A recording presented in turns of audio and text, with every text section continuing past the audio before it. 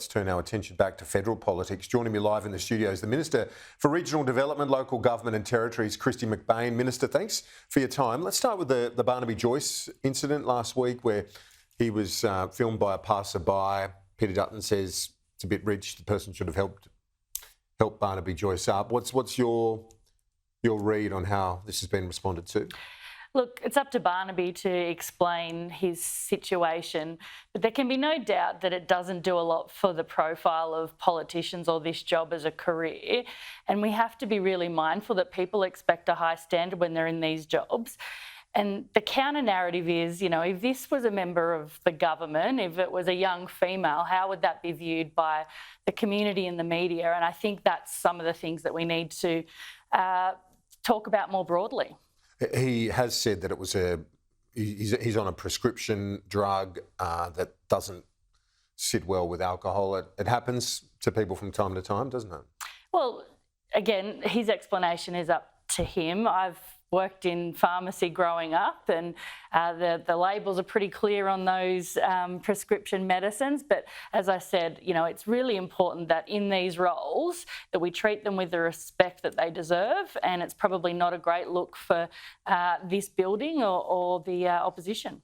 Let's look at some polling out at the weekend. 2/3, again, this is consistent with a lot of polling, 2/3 backing the government's tax changes, so that looks like a good win. But this negative gearing number, our viewers can see that on the screen there. 39% say keep the current, nearly 40%, 22% unsure.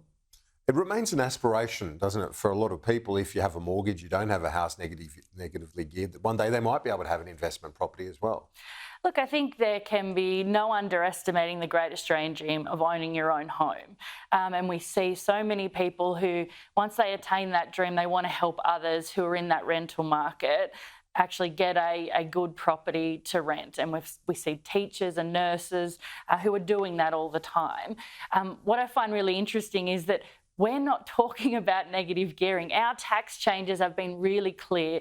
The amended stage 3, the increased PRRT tax, taxing multinationals, making sure that they're paying for the dollars that they earn in our country. We have not been talking about negative gearing. The opposition is talking about it. The Greens are talking about it. We're getting on and delivering what we've said we're going to do, and they're the changes we've already outlined and the amended stage 3. Yeah, and in the feedback you've got in your seat, which has some suburbs but a bit of the regions as well, what are you picking up in terms of that? Is there some angst at the broken promise still? Look, I think there can be no doubt that across Eden Monaro we've got 85,000 taxpayers that are going to benefit from the amended stage 3. It's really important that we work with communities right across our electorates to make sure that they earn more and that they keep more of what they earn, and that's been the biggest thing for me. So many people saying, I work hard, I want to keep more of what I earn in my pocket, and under amended stage 3 they will be. On the industrial relations changes, Peter Dutton has said that he will overturn this commitment on the right to disconnect. Is this going against the grain of what we've seen from business being more flexible in the wake of COVID to now impose this right to disconnect when a lot of businesses would just be using common sense on this, wouldn't they? Absolutely. Most employers do the right thing. A ton of businesses use a bit of common sense. I don't see how saying to someone who works 9 to 5 that they should be available on weekends and after hours to go over figures of the day would lead to less flexibility in the workplace. That doesn't quite gel for me. Look, most employers do the right thing. Most people use their common sense. We know that there are some professions who are compensated very well for being available and on call all the time. This is just to make sure things don't get out of hand, and I don't think that's a bad thing. Just finally on that polling that we referred to, it looks like cost of living remains the number one issue for families. Is there more that you can do as well as the tax cuts? Is there more that you have to do ahead of the next election? I think we've been focused on cost of living for over 18 months. I mean, we recalled Parliament December 22 to make sure that there was a cap on coal and gas prices.